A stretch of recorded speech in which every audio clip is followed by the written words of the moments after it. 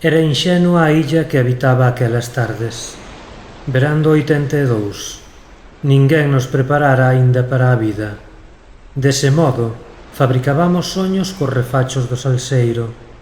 Así éramos, 3 peixiños voadores debuxando océanos en cada poza, a virxindade do lenzo en branco, unha sorte de armonía a bater contra as ondas, ou o reloxo de area que ninguén, por medo a anticipar a noite, quería voltear.